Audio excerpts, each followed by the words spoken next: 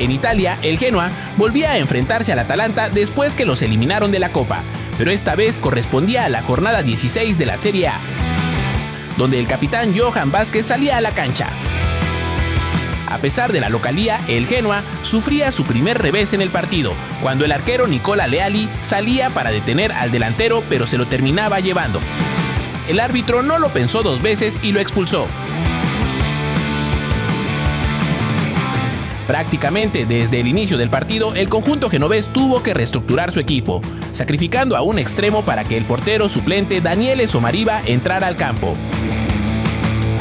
La ausencia de un jugador por parte de los grifos se hacía sentir desde el primer momento, pues el Atalanta le daba la bienvenida al arquero con un zarpazo a la portería. Al minuto 16, Johan ganaba el salto en un tiro de esquina, pero su remate era muy picado y perdía fuerza para sorprender al guardameta. A pesar de la desventaja, el equipo azul marino mostraba resiliencia, y uno de los futbolistas que mejor ejemplificaba este carácter era el mexicano, quien por momentos trataba de motivar a su equipo, avanzando con el balón controlado. El cuadro local pudo tener cierto lapso de tiempo con el balón en sus pies, lo que le permitía tener algunas llegadas y también podían respirar después de estar mucho tiempo atrás. Aunque el Atalanta no dejaba de ser peligroso, como mostraba al minuto 34, donde Johan no permitía que el delantero se anticipara y la defensa terminaba sacando la pelota. Los locales mejoraron a esta altura, teniendo sus propios avances al arco contrario. Aunque cerca de acabar la primera parte, Johan salvaba a su equipo en la línea de gol, cortando la esférica a un costado. Con este dramatismo terminaban los 45 minutos, pero al reinicio del juego las emociones seguían, esta vez en la portería del Atalanta, cuando Vitinha tuvo una grandiosa oportunidad de anotar, pero hacía el oso fallando a escasos metros. Los grifos quisieron sorprender en el arranque, pero no consiguieron anotar, pero una vez que el partido bajó sus revoluciones, el conjunto blanco tomaba la redonda y la iniciativa. En consecuencia, el club local tuvo que replegarse y esperar al ritmo que imponía el rival, tratando que la avalancha no se desbordara. El Genoa comenzaba a apretar desde la media cancha, pero aglutinaba más hombres en la periferia del área. El cuadro genovés tenía opciones al frente muy contadas, pero cuando se proyectaban, trataban de dejarlo todo, como ocurrió con Morten Frendrup al llevarse un fuerte golpe en la cabeza cuando disputaba la pelota. Esta jugada permitió que se enfriara el juego, lo que beneficiaba al Genoa, ya que el encuentro llegaba a su recta final, así que el empate a estas alturas era un buen negocio después de ver cómo se desarrolló el partido. El mexicano se tiraba al césped por un contacto, pero realmente quería robarle algunos segundos al cronómetro. Corría el tiempo de compensación y los visitantes cobraron un tiro de esquina. Johan no pudo impedir el salto de Isaac Hien que, aunado a la mala salida del portero, la pelota cruzó la línea de gol, haciendo que el equipo estallara en su festejo. El Genoa trató de reaccionar y Johan se sumaba al frente, pero dicha jugada sería neutralizada. Se terminaba el partido con una derrota de último minuto para el cuadro genovés. Con este resultado bajan al lugar 16 de la tabla y solo 3 puntos los separan del descenso.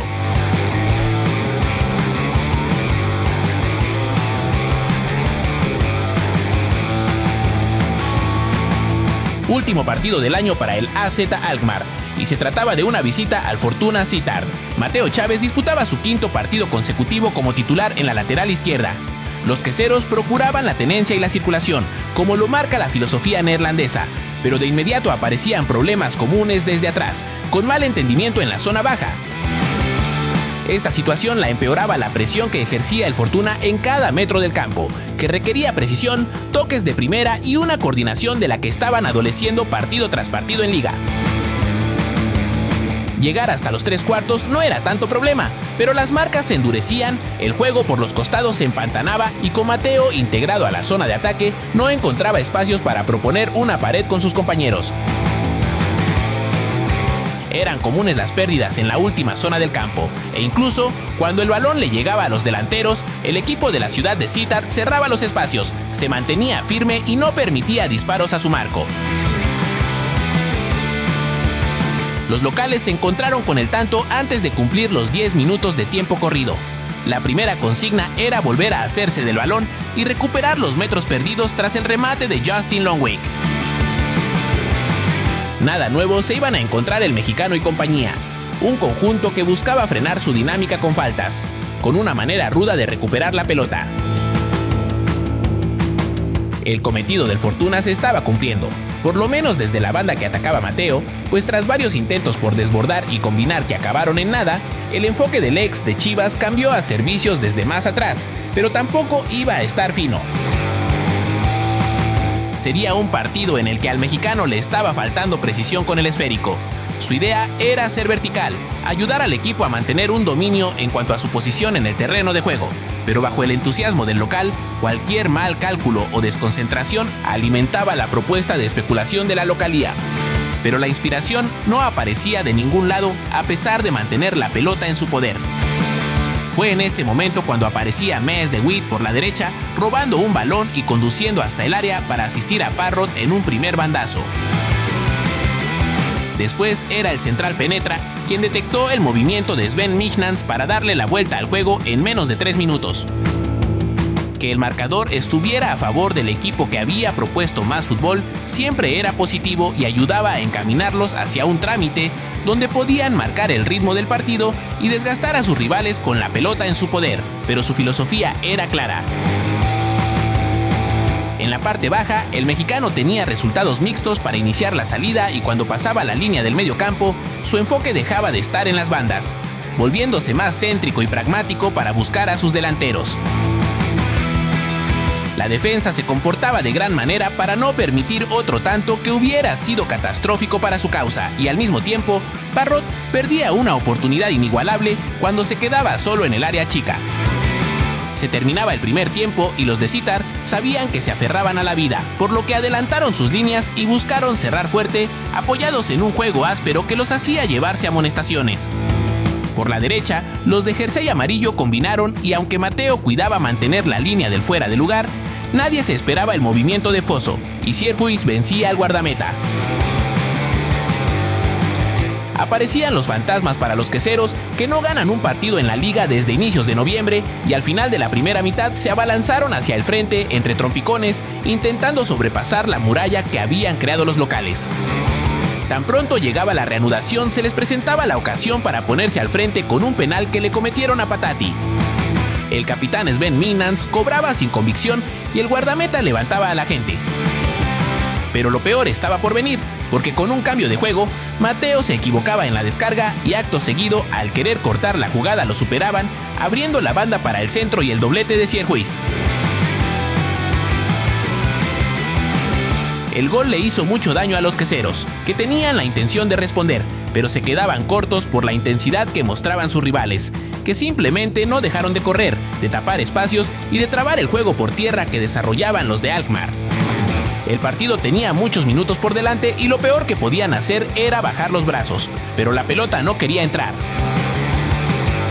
En un cobro desde el saque de esquina, el tiloncito se quedaba solo en el corazón del área tras el rechace del portero, pero al prenderla con la derecha no iba ni a portería. La lucha por el esférico en la banda era incesante y comenzaban a picarle las costillas a Mateo, que durante todo el partido había sufrido de primera mano las patadas de sus homólogos. Sus pases eran más apresurados, tratando de evitar más encontronazos. Y por supuesto, los jugadores locales jugaron con la frustración del AZ, fingiendo faltas que no existían. Cuando podía competir no se escondía, sirviendo por varios minutos como un buen conector entre el mediocampo y el ataque. Pero el desgaste físico, la poca profundidad que había mostrado en desmarques y la poca eficiencia de sus pases fueron volviendo su partido cada vez más grisáceo.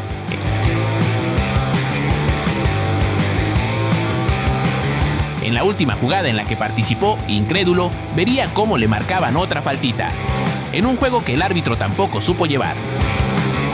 Tras salir del campo, Mes de Witt tomó la banda de Mateo y gracias a su movimiento oportuno conseguía clavar el empate. Sin embargo, en un tiro de esquina con escasos 4 minutos restantes, Philippe Britin le daba la victoria al Fortuna. La polémica estuvo presente hasta el final, cuando parecían trastabillar a Parrott, pero tras la revisión, los jugadores locales festejaban la victoria con rabia. Los queseros cierran el año en la 7ª posición, con un partido pendiente.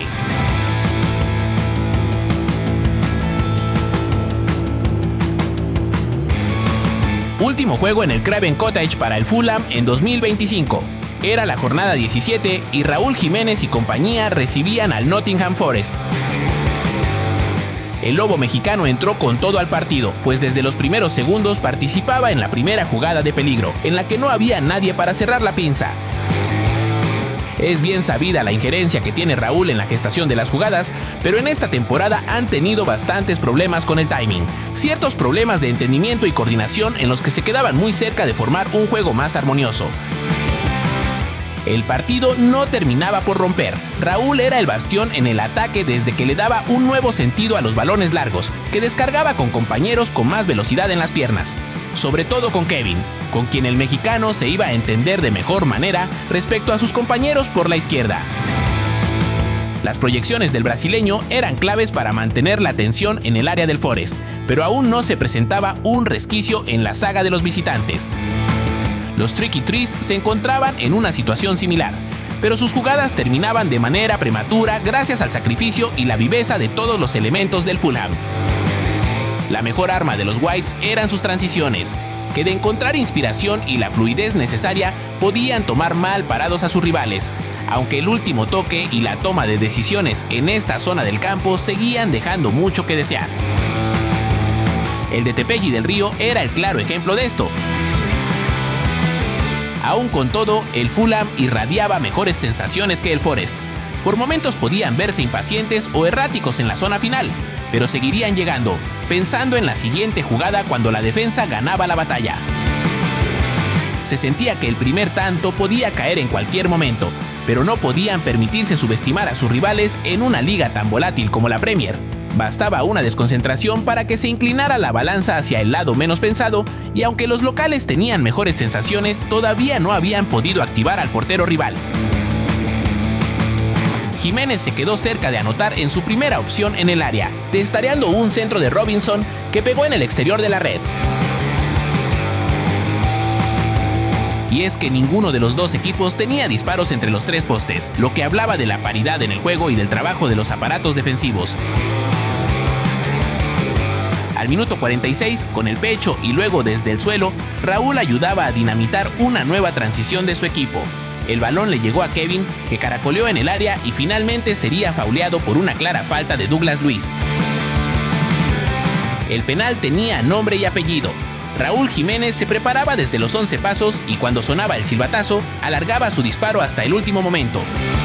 El guardameta lo aguantaba, pero terminaba siendo engañado con un cobro sereno. Con 11 penales en la Premier y efectividad del 100%, sigue demostrando una frialdad inigualable. El partido se reanudaba con normalidad, pero en este intervalo amonestaron a Raúl de manera inverosímil por saltar para impedir el saque de banda. Aunque pedía explicaciones, el segundo lapso arrancaba y el Fulham quería alargar su ventaja encaminado por el gol de su delantero. Sin embargo, en este inicio serían los Tricky Trees quienes terminaban sus jugadas en territorio de Leno. Muy pronto se definía la dinámica del partido.